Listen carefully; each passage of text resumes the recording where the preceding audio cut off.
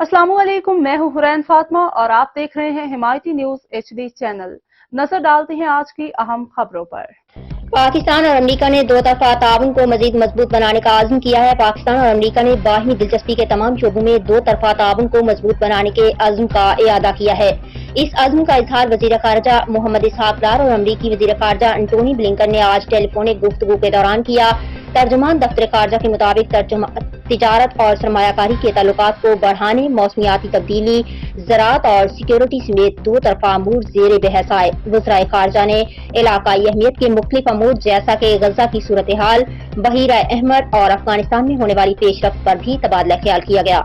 दोनों अतराफ ने दो तरफा ताल्लुकात में मौजूदा मस्बत रफ्तार पर इत्मीनान का इजहार किया।